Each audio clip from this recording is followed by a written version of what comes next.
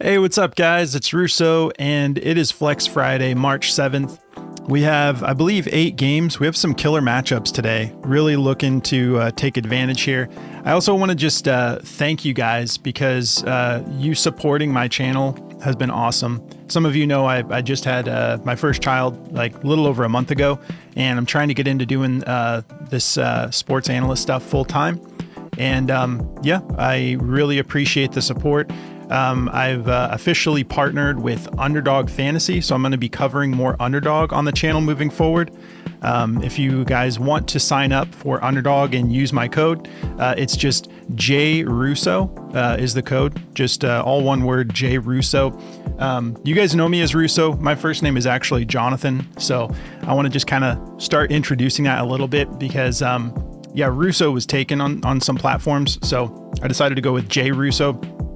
I'll still go by Russo, but yeah, people have always just referred to me as Russo. But yeah, J for Jonathan is going to be in the code, just J Russo. If you guys want to sign up for Underdog, dgfantasy.com. Yeah, I really appreciate it. So let's talk about yesterday real quick. So this, it didn't hit, but I had a pretty optimistic day overall because Zion Williamson finally he came close. He finally did not hit his line for us. I think he hit like 3 or 4 straight for us, but 35.5 points, rebounds, and assists. He only went for 33, so close. And then Terrence Mann, one more bucket would have cashed this. 14.5 PRA. He went for 13.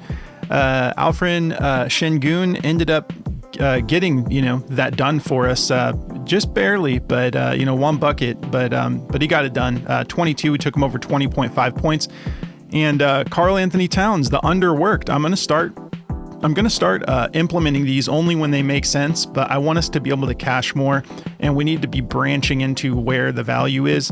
Unders kind of make me sweat a little bit more, although this wasn't sweaty at all. Like the read ended up being just right. He's always struggled against the Lakers, and yesterday was just the same old thing. He had like 14 rebounds and still ended with 27 PRA. So we want to capitalize on those opportunities. So I'm going to be not doing it like a ton, but slowly, building up, working it into where we are incorporating unders too. What's unfortunate? Last time this happened, I put out the plays on my channel. I go to do backdoor fantasy sports, and then Jordy was not available. He's still kind of battling, getting over strep throat and stuff. And I put out 4 more plays, and they all cashed for backdoor fantasy sports. Literally last time that we did this, like on backdoor fantasy sports, I'm 8-0 right now. So yeah, we took Amen Thompson over his dunks. Talked about Jackson Hayes, how he capitalized on the dunking. Jackson Hayes went for 5 against the Pelicans, and Amen Thompson ended up being the guy. We got it right. 1.5 dunks. He went for 8. Jackson Hayes, we took his dunks as well, over 2.5. He went for 3. Draymond Green, we took the PRA, he cashed. And then Jared Vanderbilt, we took his fantasy score for 13.5. He went for 17. So overall on the day, I put out 8 plays, cashed 6 of them. So I'll take 6 and 2. I really wanted to get you guys the sweep on this channel though, because that's what you're tuning into. So we are going to be diving into some value today. I do feel good about all of these picks. So here's what I got going. So I'm going. I got 1 unit flex, 1 unit power, and I actually jumped on Underdog and grabbed this same slip too. So we're going to go with Jonas Valanciunas over 30.5 PRA. Sabonis is still out, so I like this matchup for him against the Spurs, who do not have Wemby. And then we're going to go Michael Porter Jr. playing against my Suns, just going to take his points over 17.5. And then Walker Kessler. We have Lauri Markkanen out. I like him over this 27.5 PRA against Toronto. And then Jaden McDaniels, who's been popping off lately. We're getting his PRA at just 21.5. I like him to continue to get that done. We do have a chance that Rudy Gobert is back. So we'll see if that affects anything. But I think this is a low enough line while he's in rhythm, and he has a good matchup. And you guys can see here, I was able to get all these same lines on Underdog. So yeah, if you haven't signed up for Underdog yet, use my code JRUSSO, just one word. I'll have it in the description below. But we started a streaks play. Let's pull that up. We started a streaks play last night. We took the Karl Anthony Towns PRA under, and then Dalton Connect over 9.5 PRA. He went for 16. So we got this live streaks play. If you're subscribed to the channel, I'm going to drop the next streaks play for this slip in the community section. So keep an eye out. I'll just figure out the play that I'm going to be rolling with. And if you guys want to tail, yeah, you can, you'll get the information on my community section via post. And then, yeah, so if you end up signing up for Underdog, use code JRUSSO. You're going to get up to $1,000 in bonus cash, plus a free pick to help you cash your first slip. And they've been running all sorts of awesome deals lately. And a lot of times the lines are better on Underdog. So I've been loving all the changes Underdog's been making. I'm going to start featuring them in the video with Prizepicks in the videos that I put out. So yeah, let's keep it rolling. Appreciate the support, guys. Thanks again. If you don't mind, like the video, drop me a comment. Y'all have been killing it for me, and I'm so grateful. Got me over 1,000 subs in my first 2 months of having this channel, and that's just amazing. You guys are awesome. So, all right. So Jonas Valanciunas. First of all, let's talk about his matchup here. 27th in points allowed to centers, 14th in rebounds allowed, and 12th in assists allowed. He's done it in every head-to-head. Regardless of the team that he's playing with. We got the Pelicans, he always hit it, and then we've got Washington, he hit it, and now he's on really the best team that he's, probably arguably the best roster he's had for at least a while, so always got it done in the head-to-head. We know with with Sabonis out, his minutes are bumped up. We can see showing as of 1 minute ago, he's out, and Malik Monk is also out in this game. I think it's not updated because it's been longer than a minute. Let me just update this because I saw this earlier. That's part of the reason I took it.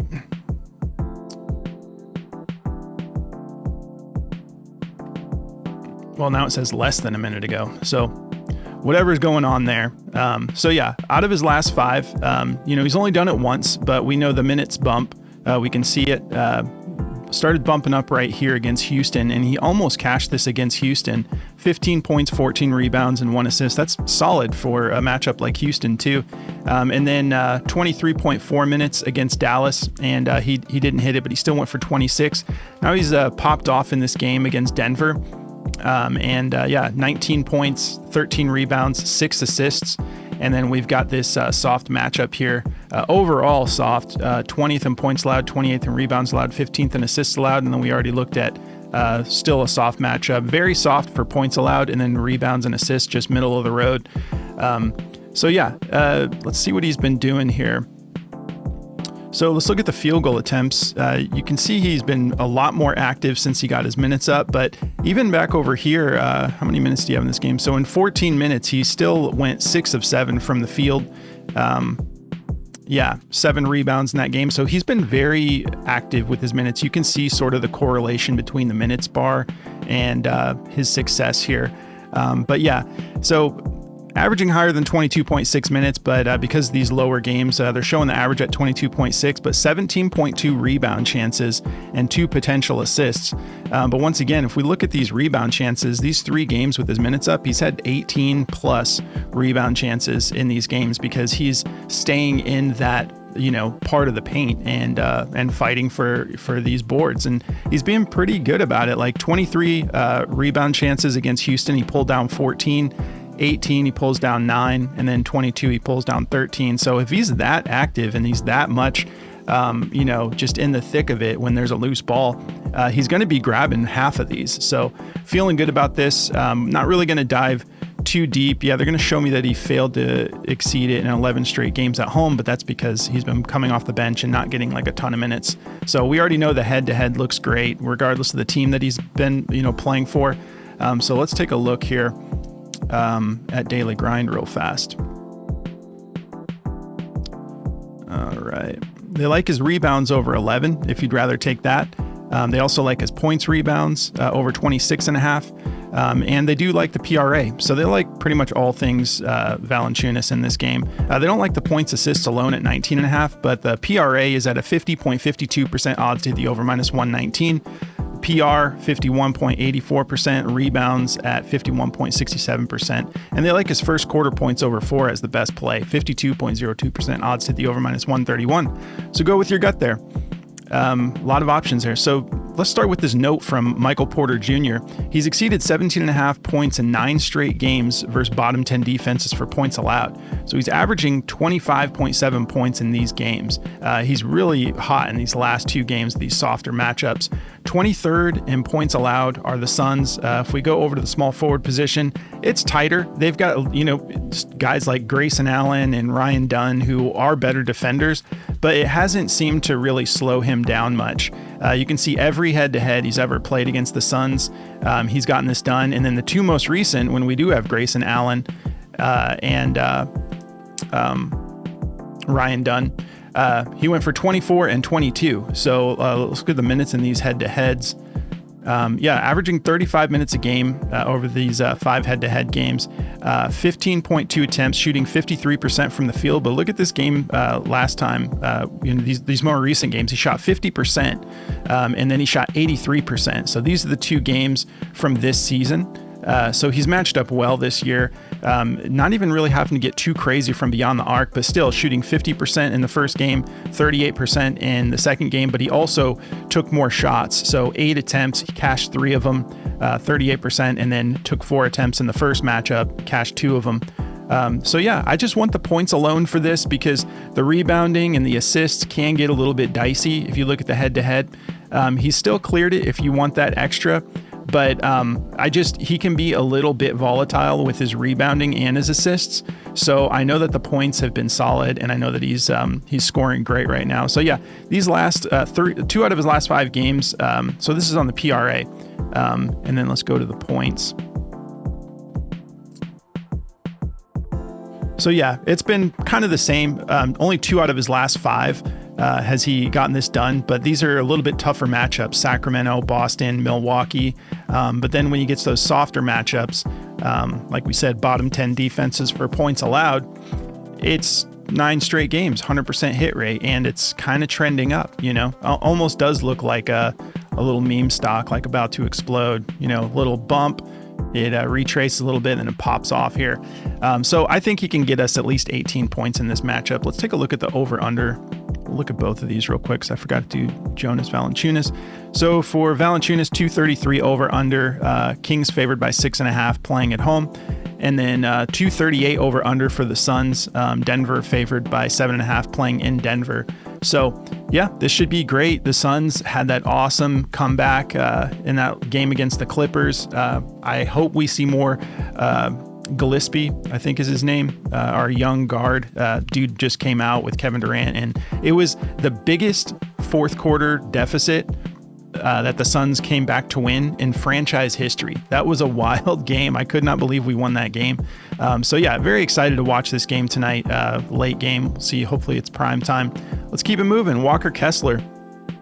I want his full PRA. The PR is where he gets most of his work done, but the assists are only bumped up 1, and he gets literally 1 assist in every single game of these last 5, and he's got some where he went for 3, went for 5, kind of pops off here and there.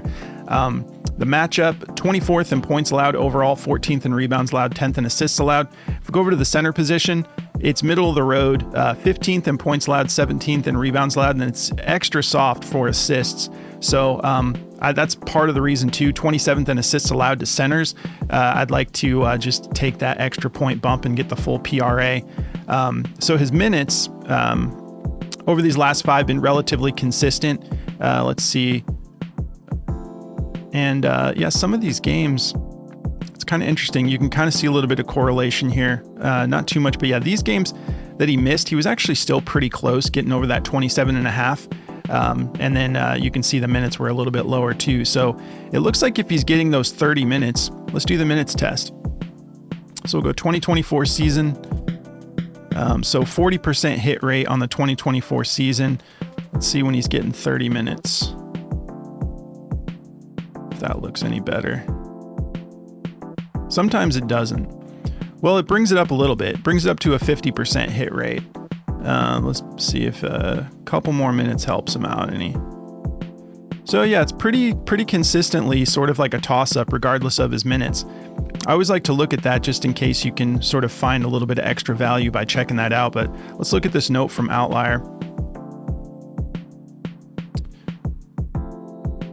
So he's exceeded 27.5 points, rebounds, and assists in 5 of his last 6 games versus bottom 10 defense for points allowed. So similar situation, capitalizing well against teams that are bottom 10 defenses for points allowed.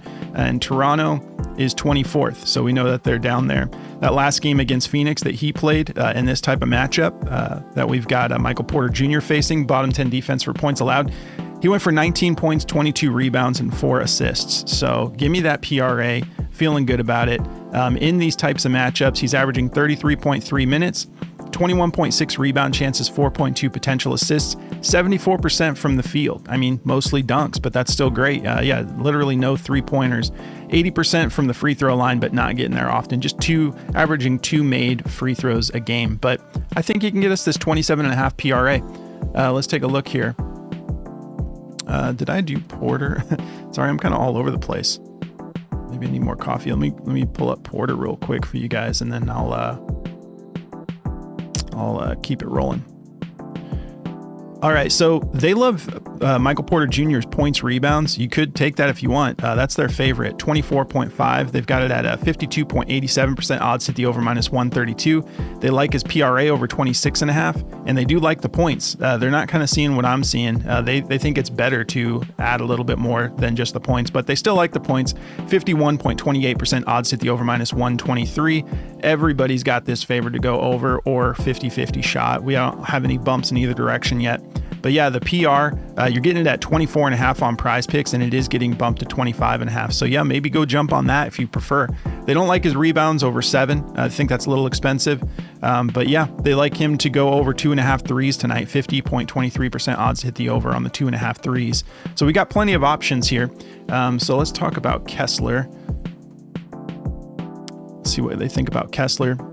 Okay, they love Kessler's points. 12.5 points. They have it at a 52.25% odds to hit the over -128. They like the PR over 26, and they do like the PRA over 27.5. They have it at a 50.82% odds to hit the over -121. And same thing. Everyone's keeping it locked in at 27.5. I think as we get closer to game time, this might get bumped to 28, maybe 28.5, but I wouldn't be surprised if it gets bumped to 28 at least. But yeah, everyone's not heavily juiced, but in the -120s to -130s, favored to go over.